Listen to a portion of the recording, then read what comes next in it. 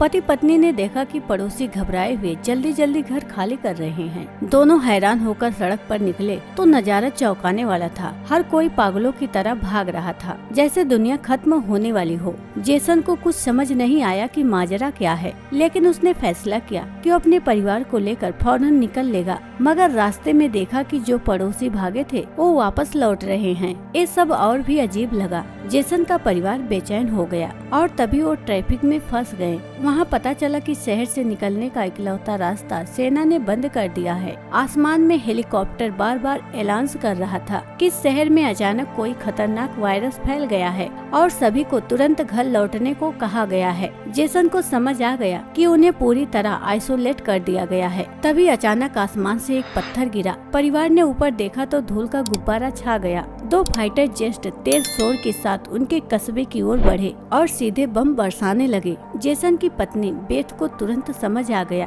कि अगर वो सेना की बात मानकर घर लौटते तो सब खत्म हो जाता। तभी विमान सड़क पर भाग रहे लोगों की ओर मुड़े। सबको अब समझ आया कि सेना सबको मारना चाहती है। बेथ ने पहाड़ी पर एक स्कूल देखा और फौरन परिवार को लेकर वहां की ओर दौड़ी। पीछे से विमान ने दूसरी बार बमबारी शुरू कर दी।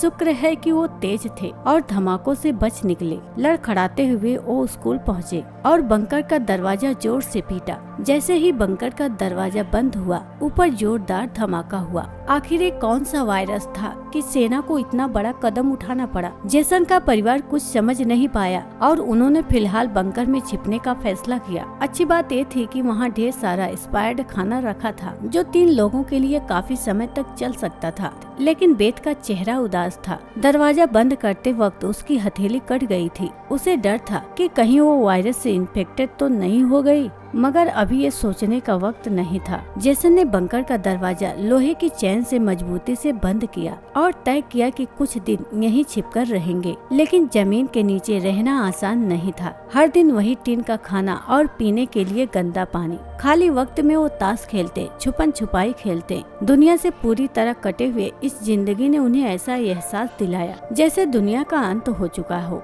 सबसे पहले उनकी बेटी ने ये जिंदगी बर्दाश्त नहीं की। उसने पूछा, पापा हम यहाँ कब तक रहेंगे? जेसन के पास कोई जवाब नहीं था। उसने बस यही कहा, जब बाहर वायरस खत्म होगा तभी हम बाहर जाएंगे। उन्हें नहीं पता था कि ये इंतजार 300 दिन तक खींच जाएगा। बेटी बार बार वेंटिलेशन डेस्क से बाहर झांकती, लेकिन हर बार वही जली हुई राख जैसी दुनिया दिखती। जिंदगी का कोई निशान नहीं। उसे लगने लगा कि शायद वही दुनिया के आखिरी बचे लोग हैं। बेथ ने उसे तसल्ली दी, शायद तुम्हारे दोस्त भी कहीं छिपे हों। तभी बेटी ने एक टिन का डिब्बा खोला जो अंदर से खाली था। उसके पीछे एक छोटा सा छेद था। शायद कोई चीज खाना चुरा रही थी। बेथ ने सारे टिन चेक किए। 12 डिब्बे खाली थे। ये उनका 2 हफ्तों का राशन था। दुख होना लाजमी था। बेथ ने वेंटिलेशन डेस्क की ओर देखा और शक हुआ कि शायद कोई चूहा खाना चुरा रहा हो। जेसन ने बेटी को दिलासा दिया, छोटी छोटी बातों से परेशान मत हो। अगर खाना खत्म हो भी गया तो मैं ऊपर जाकर कुछ सामान ले आऊंगा। उस रात जब बेटी और बेथ ब्लॉक्स घेर रही थी, तभी पीछे से हल्की सी आवाज आई। एक चूहा फिर खाना चुराने घुस आया था। जेसन गुस्से में चाकू निकालकर उसे मारने ही वाला था, लेकिन चूहा तेजी से छेद की ओर भागा। बेथ ने झपट्टा मारकर उसे पकड़ लिया, मगर खुशी मनाने का वक्त नहीं था। चूहा भागते वक्त तेल का लैंप गिरा गया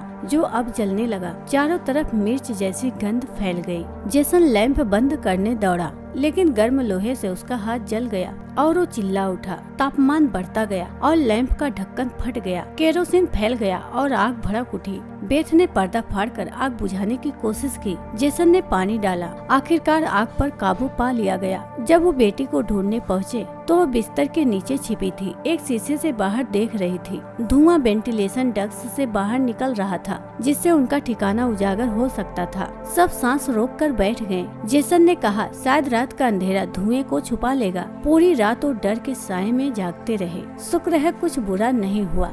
लेकिन जेसन ने शीशे से देखा कि उस पर कालिख जमा हो गई थी। वेंटिलेशन डेस्क के आसपास भी कालिख होगी। पकड़े जाने से बचने के लिए जेसन और बेथ ने बाहर जाकर सफाई करने का फैसला किया। उन्होंने दरवाजे की चेन खोली, बाहर की आवाजें सुनी और जब यकीन हुआ कि सब शांत है, तब दोनों ने मिलकर बंकर का दरवाजा खोला। अब बेटी अकेली अंदर रह गई। काफी देर इंतजार के बाद भी मम्मी पापा नहीं लौटे। बेटी ने स्टूल पर चढ़कर डक्स से बाहर देखा। उसने देखा कि मम्मी पापा बंकर का दरवाजा छिपाने की कोशिश कर रहे थे। तभी जंगल में एक काली परछाई तेजी से सरकती दिखी। बेटी ने जोर से चिल्लाकर पापा को पीछे देखने को कहा, लेकिन मम्मी पापा ने नहीं सुना। घबराहट में वो डर भूल गई और सीढ़ी पर चढ़कर बंकर से बाहर निकल गई। बाहर आते ही उसे एहसास हुआ कि मम्मी पापा वहाँ नहीं थे। उसने जोर जोर से पुकारना शुरू किया। तभी अचानक एक जोड़ी हाथ उसके सामने आई। ये उसके छिपे हुए मम्मी पापा थे। बच्ची कुछ बोल भी नहीं पाई कि जंगली हिरणों का झुंड वहाँ से भागता हुआ गुजरा। तीनों बार बार बचे,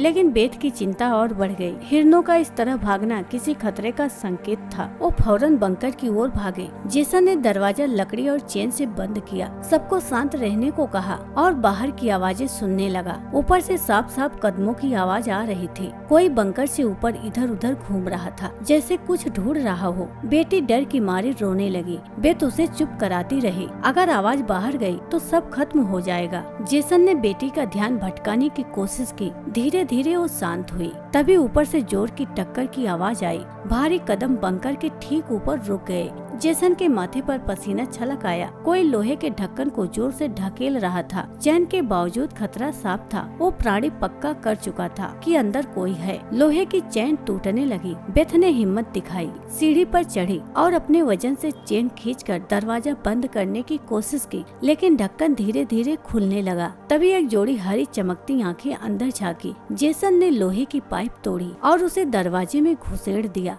दबाव अचानक गायब हो गया। पति पत्नी ने बंकर फिर से बंद किया। कदमों की आवाज दूर जा रही थी, लेकिन जेसन का शरीर कांप रहा था। उसे यकीन नहीं हो रहा था कि बाहर सिर्फ सैनिक ही नहीं, बल्कि खतरनाक राक्षस भी घूम रहे थे। परिवार निराश होकर सीढ़ियों के पास बैठ गया। उनका ठिकाना अब उजागर हो चुका था। ज्यादा वक्त नहीं बीता कि भंडार कक्ष की अलमारी हिलने लगी। ऊपर से फिर तेज कदमों की आवाज आई, जैसे हजारों जीव दौड़ रहे हों। वो बंकर के दरवाजे पर जमा हुए और जबरदस्त हमला शुरू कर दिया। इस बार की ताकत पहले से ज्यादा थी। लोहे का दरवाजा टूट गया। अंधेरे में अनगिनत चमकती आंखें दिखी। जेसन का परिवार डर के मारे पीछे हटता गया। जेसन ने तेल का लैंप फेंका और अलमारी को दरवाजे पर अड़ा दिया, लेकिन ये ज्यादा देर नहीं टिक सकता था। तभी बेटे को जमीन की ओर खुलने वाला एक वेंटिलेशन डक्ट दिखा। जेसन ने उसे तोड़ा और बेथ और बेटी को बाहर ढकेल दिया, लेकिन जब खुद निकलने की कोशिश की तो तंग जगह में अटक गया।